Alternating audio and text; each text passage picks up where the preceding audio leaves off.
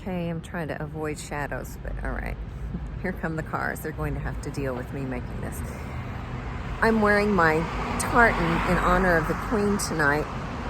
We had Evensong at church, which was actually a celebration of the Queen's life in song, music, prayer. And then there was a dinner afterwards. I didn't get to go to Evensong because I was at work, but I did go to the dinner. Father Alistair actually spoke about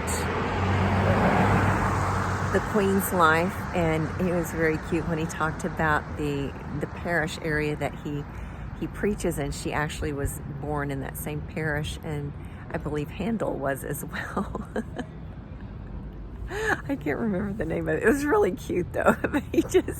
He had to put that in there. It was really cute. So one of the things that he mentioned was he read some of her speech during her investiture when she turned 21, which prepared her to be the monarch. And one of the things that really stood out was how she had asked for the prayers of the British people and people all over the world, regardless of religion, to pray to God that she have the courage to do the job well. And so with her absence, this end of this huge era of over 70 years of reigning, which is phenomenal, it has left a hole in many ways, and yet has opened up this whole new area for growth for people. So one of the things that Father Alistair was talking about was, the need, of course, to pray for the British people, and not just the British people, people all over the world, because people were affected by her reign, whether you believe in the monarchy or don't, or whatnot. She is a human being, a mother, a grandmother, and has left this hole with so many people, and a monarch, an unelected, a non-political person of influence and authority. I recall, and then he also mentioned, I think it was around the year 2000, which would have been roughly 100 years after Queen Victoria's death, which also was a major shift in British life and what that brought to the people. So here we are now 100 years later, and she is once again talking about her personal faith and needing people's prayers in order that she be able to do what she needs to do.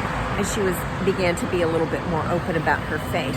I know that by 2018, she was talking about it fairly openly in her public address and I don't know how, maybe she's always done it in dribs and drabs, and it just became more prominent lately. But I know in 2018, I was really touched by the fact that she talked about it in a very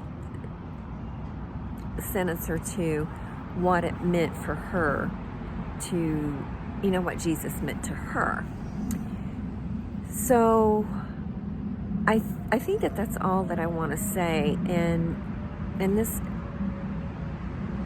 is a very interesting era that we're living in. I do believe that a lot of good can come of this global shift that we are going through. I mean, with social media, everybody seems to be a little bit more connected. And I, for one, want to use social media as a platform for good and to move forward in that way and help the world and my family and people that I'm in contact with move forward in a very positive way. So that's kind of that for that. All right. And thank you for joining me. I have one more little story that I want to tell, and this is actually you'll see when I do it. So thank you very much for joining me. Take care.